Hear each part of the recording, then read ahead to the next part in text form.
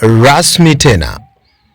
Nimekusalimu popote pale ulipo, mfuatiliaji na mtazamaji, ndugu mpenzi ambaye popote pale unapatikana. Ninakusalimu nikiamini ya kwamba wewe usalama salamini kabisa katika afya yako. Ikiwa leo tariki 26 Mei mwaka wa 2026, ni kwako tu kutufuatilia na mimi kuweza kukupasha kama ilivyo jukumu langu. Umekaribishwa katika kipindi hiki siku ya leo, na basi uweze kufaidia mengi, hususan tunapatikana mashariki mwa Kongo, ikiwa barani Afrika ni katika Kivu ya Kusini. Basi ndugu mpenzi msikilizaji na mtazamaji, hii ni Reality Mambo TV, kituo cha habari kiwa kwa sababu ya kukupasha habari ya kwamba upate kufaidia katika maeneo mengine, hususan lakini katika mashariki mwa Kongo ambako nimekuja kukupasha hali ya usalama kwa kutokana na hali ambayo inaendelea, hali ya vita na hali kuzorota katika mashariki mwa Kongo. Basi niweze kukuonyesha katika mtasari wa habari, uweze kunifuatilia, lakini pia kitu kiungwana ni kwamba wewe kunifuatilia mwanzo hadi mwisho, na pia kuweza kujiunga, hata pia kuweza kubonyeza alama ya kengele ili unapata habari zetu mapema. Ni baada tu ya kuweza kubonyeza maeneo ya subscribe. Wewe katika mtasari wa habari niweze kukupasha katika dakika fupi tu kabisa wa kwamba niweze kuonyesha hali ya usalama, lakini hususan niweze kukuonyesha hali ambayo ilipitikana huko Kisangani. Milipuko imeweza kuonekana huko, na hata pia kabisa kuweza kukupasha hali ya usalama inaendelea katika bonde la Ruzizi, ikiwa tarafani Uvira, ambako waasi wa FCM23 umeweza kupatikana katika maeneo ya Kamanyola na Wazalendo. Lakini kwake pia kilichomkumba bwana msemaji wa Wazalendo James Fieka Adui, kutokana na hali ambayo iliendelea kwa jambo ambalo aliweza kulisema dhidi ya jeshi la FARDC au mkuu generali ambaye anahusika na operesheni katika Kivu ya Kusini katika kundi la FARDC. Basi ungana nami mwanzo hadi mwisho katika kipindi hiki niweze kukupasha ya kwamba unafuatilia mwanzo hadi mwisho. Mtasari wa habari huo, basi subiri habari kamili.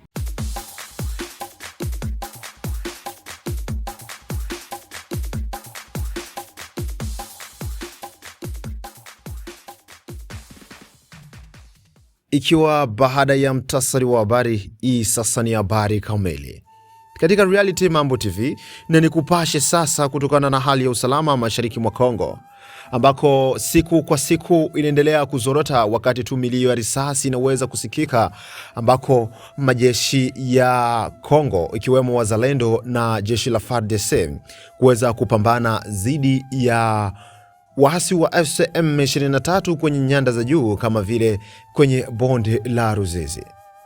Basi niweze kukupasha na kuonyesha kwamba hali ya usalama mashariki mwa Kongo inaendelea kuwa tete kabisa, na lakini kwao majeshi ya Kongo kuweza kutangaza ushindi, hususan katika maeneo ya Rubaya, ambako ndege zisizo na rubani iliweza kabisa kupiga au kubomoa katika maeneo ya Rubaya, na hivyo waasi wa FCM23 kuweza kupoteza sana na kuweza kabisa kuonyesha kushindwa katika maeneo hayo, ambako walikuwa wanasifika kwa uchimbaji wa madini katika maeneo ya Rubaya na maeneo mengine katika mashariki mwa Kongo. Lakini niweze kukuonyesha pia, baada ya kuweza kukugusia huko tu, niweze kukumbusha hali ambayo ilienda kupitikana huko katika maeneo ya huko Kivu Kaskazini, na kuweza kuonyesha kushindwa kwa waasi wa FCM23 hata katika maeneo mengine Kivu ya Kusini,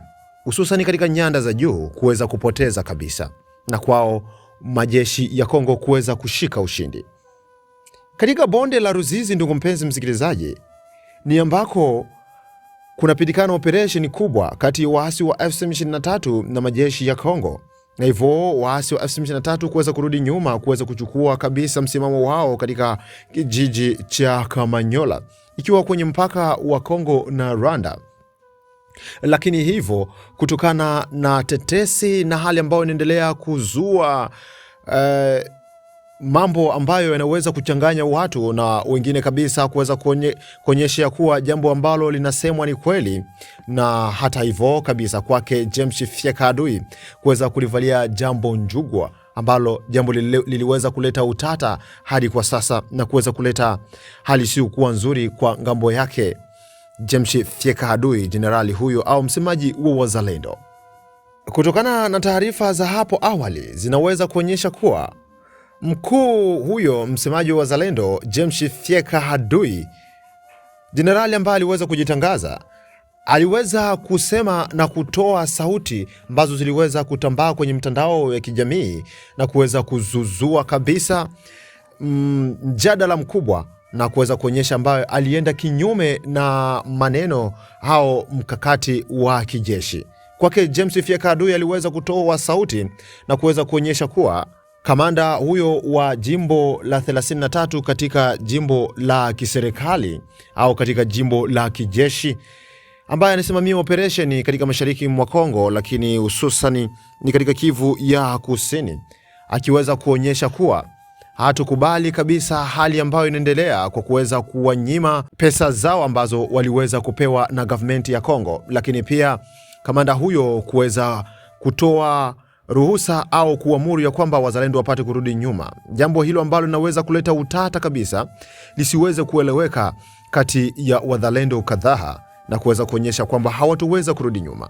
Kwake James Fiekadui akiweza kuonyesha katika habari za hapo awali ya kwamba ataweza kufanya maandamano makubwa katika mji wa Uvira, na hivyo mji wa Uvira huo kuweza kuleta kabisa hali ambayo isiyokuwa nzuri, lakini maandamano makubwa na milio ya risasi, kitu ambacho kinaweza kutarajiwa katika mji wa Uvira ya kwamba hali ya usalama itakwenda kuzorota na milio hiyo ya risasi na maandamano ya kijeshi hususani wazalendo. Niweze kukupasha jambo hilo liliweza kuzuzua tatizo kwake jenerali huyo James Fiekadui ya kwamba hakuweza kabisa kusimamia mkakati ulio sahihi kutokana na mkakati wa kijeshi. Kwa kutokana na taarifa ambazo zinaweza kutufikia ni kuonyesha ya kwamba kitengo maalumu cha wazalendo kinachoshiriki katika operesheni za usalama huko katika Kivu ya Kusini kimetangaza kusimamishwa kazi kwa msemaji wake jenerali wa kujitangaza James Fiekadui. Uamuzi huo umetolewa katika hati rasmi iliyotiwa saini tariki 25 Mei mwaka 2026 mjini Uvira na luteni jenerali wa kujitangaza Delphin Kalembe Ngoma Nzito, anayewasilishwa kama mkuu wa majeshi wa muundo huo. Kwa mujibu wa haraka huo, kusimamishwa huko kumetokana na kusambazwa kwa sauti kwenye mitandao ya kijamii ambayo imeonekana kwenda kinyume na kanuni za ndani za harakati hiyo. Katika barua hiyo iliyotumwa kwa viongozi wa kijeshi, wa kisiasa na vyombo vya habari vinavyohusishwa na wazalendo, mamlaka ya kitengo hicho maalumu kimeeleza kuwa James Fiekadui amesimamishwa hadi itakapotolewa taarifa nyingine kutoka katika nafasi yake ya msemaji.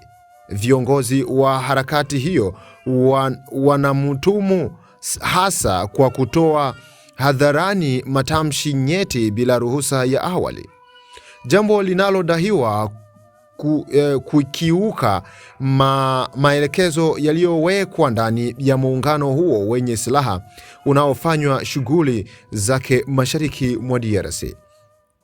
Katika sauti hiyo iliyosambaa sana, James Fiekadui anaishutumu kamandi ya ukanda wa 33 wa kijeshi wa FARDC kwa kudaiwa kutumia vibaya fedha zilizotengwa kwa ajili ya VDP au wazalendo wanaojulikana kwa jina hilo la wazalendo. Yaani, pia anasema kuwa baadhi ya wapiganaji wanapaswa kuondolewa katika maeneo ya Sange na Luvungi ili kupelekwa Runingo katika bonde la Ruzizi.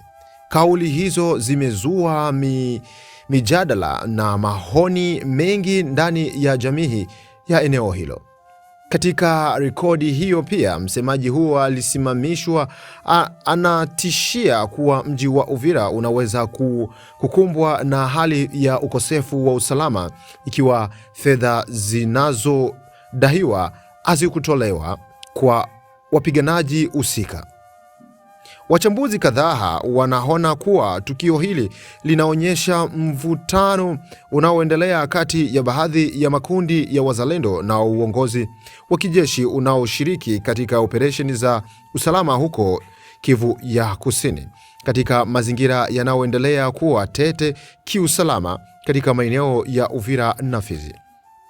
Hadi sasa wala kamandi ya ukanda wa 33 wa kijeshi wa FARDC wala James Fiekadui hajatoa tamko jingine rasmi baada ya kuchapishwa kwa hatua hiyo ya kusimamishwa kazi. Hali hii inajitokeza wakati operesheni za kijeshi dhidi ya makundi yenyewe hao yenye silaha huko katika Kivu ya Kusini zikiendelea kukabiliwa na changamoto mbalimbali za vifaa na upiganaji wa shughuli. Hali hiyo ni kupashi, ndugu mpenzi msikilizaji, haikuweza kukaa kimya, lakini wengine kuweza kulivalia njuga, na hata pia kwake msemaji wa wazalendo wote ambaye kuweza kutajwa jina akiweza kulionyesha jambo hilo na kuligusia, lakini kuweza kutosha maoni yake kwa nini kamanda huyu ambaye anasimamia operation katika jimbo la 33 ya kijeshi katika kundi la FARDC, kwa nini akiweza kuwafanya wazalendo waweze kurudi nyuma na hata pia kabisa kutokusonga mbele, lakini waweze kusimama katika takriban kilomita 60 na kijiji cha Kamanyola. Kwake huyo msemaji akiweza kuzungumza mengi.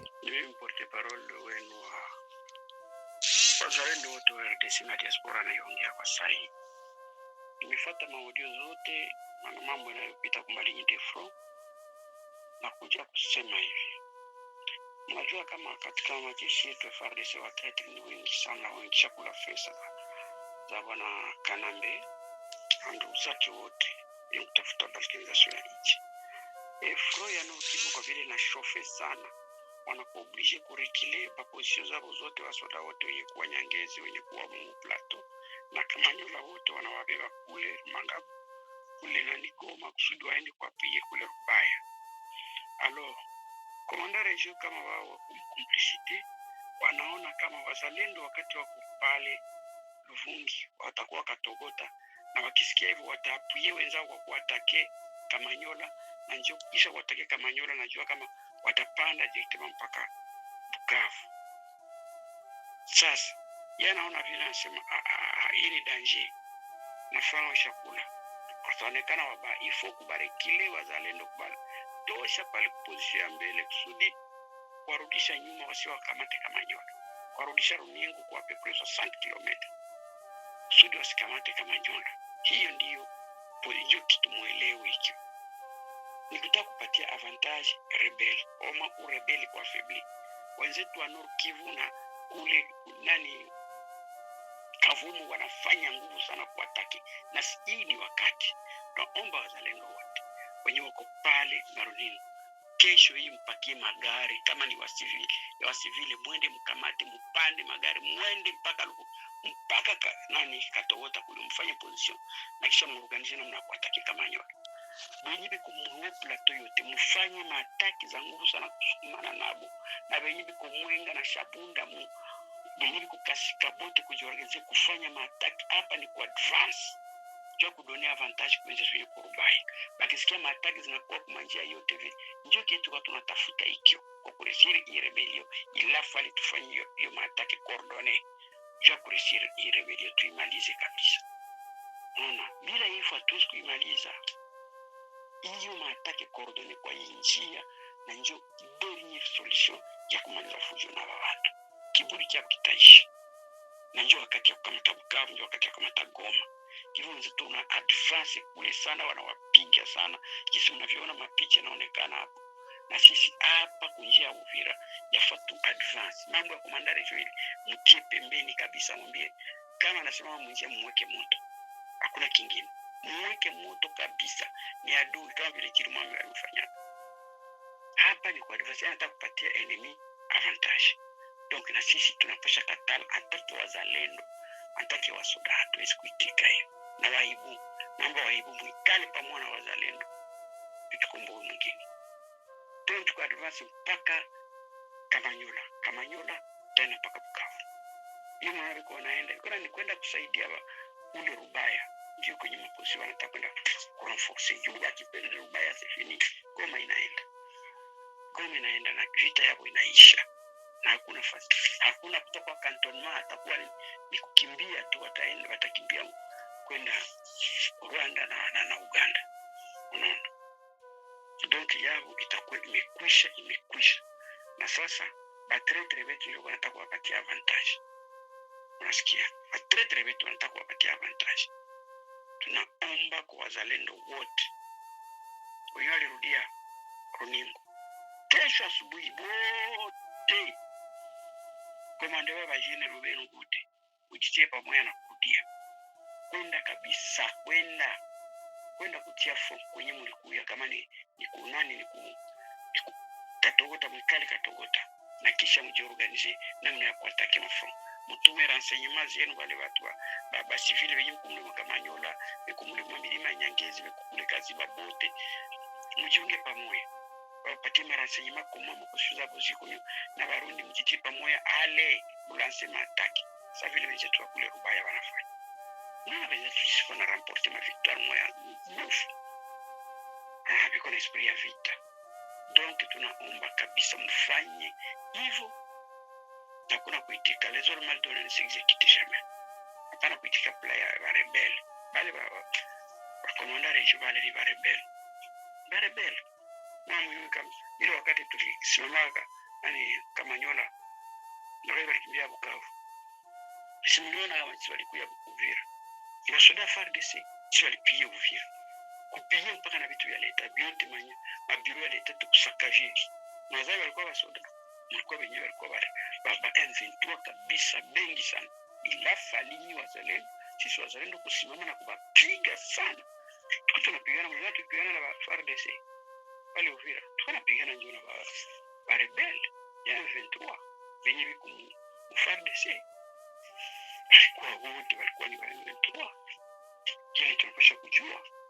Donc hapa tunapaswa kufanya nguvu sana kupiga kurudia kule Luvungi kesho.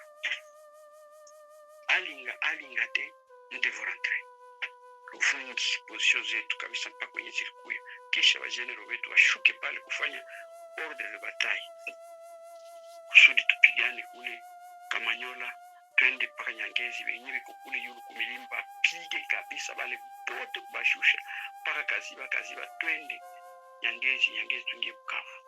Wenyewe kukule Walungu, wenyewe kukule Mwenga bashuke bafipite kule Kasika babebe, na wenyewe kushabunda bote mshuke tufikie mpaka Nzibira Walungu tungie Bukavu. Sisi sote kwa kimoya kabisa hapa beko njo occasion hii, c'est une chose unique. Et c'est ce que nous devons faire. Hiyo ndio na répandre kwa wazalendo wote waipate, na tupate kufanyia hivyo, na tutarishia operation. Ni wakati yetu ya kurishia mambo yote. Asante. Baada ya hayo, ndugu mpenzi msikilizaji, basi niweze kukupasha hali ya usalama katika maeneo ya huko Kisangani, ambako hapo jana Mei mwaka wa 2026 niweze kukuonyesha kwamba, ndugu mpenzi msikilizaji, hali ya milipuko ya mabomu katika uwanja wa ndege huko Kisangani umeweza kufanya hata ndege kutokuruka kabisa kwenda katika makao makuu huko Kinshasa. Lakini kutokana na habari zenye kuaminika, inaweza kuonyesha kuwa, ndugu mpenzi msikilizaji, ya kuwa Kinshasa, makao makuu, inaweza kulivalia jambo hilo njuga na kutokuweza kabisa kuruhusu tena mawasiliano au usafiri kutoka huko Kisangani kuelekea Kinshasa. Na hali hiyo ya milipuko ya mabomu katika uwanja wa ndege inaweza kuonyesha hali ya usalama kabisa kuwa mbaya na kuleta wasiwasi katika mji huo, mji ambao unaweza kupatikana mashariki mwa Kongo. Lakini hivyo, kutokana na milio hiyo ya risasi inaweza kuleta, kutokana na milipuko hiyo ya mabomu, inaweza kuleta hali ya kuweza kuleta utata kabisa miongoni mwa wakazi hata katika uwanja huo wa ndege. Ni kitu ambacho kinaweza kufanya hata wasiwasi kwa kuruka kwa ndege katika uwanja huo wa ndege. Lakini hali hiyo haikuweza kuonyesha ya kuwa milipuko hiyo inakuwa na chimbuko muhimu au imetoka ngambo ya wasi wa M23 au kwa watu wengine wa Rugaruga. Hali hiyo inaendelea kuwa tu tete na kutokujulikana rasmi ni kitu gani ambacho kiliweza kusababisha milipuko hiyo ya mabomu katika uwanja huo wa ndege. Kulikuwa nami mwanzo hadi mwisho katika kipindi hiki, niweze tu kutosha shukrani kubwa kwa maana uliweza kujiunga nami. Lakini pia ikiwa kama wewe hujiunga katika channel hii, naweza kukuomba kujiunga katika channel hii kwa kubonyeza alama ya subscribe hapo na alama ya kengele, unapata habari zetu katika muda mwafaka. Lakini kuwatumia watu wengine watafaidia, kwa maana ufanye kitu kiungwana kabisa na kuweza kabisa comment au kulike kuonyesha tuko pamoja. Basi ndugu mpenzi msikilizaji, niweze kutosha shukrani. Ikiwa tariki 26 Mei mwaka 2026, basi tukutane tena hata wakati mwingine. Nikisema ciao.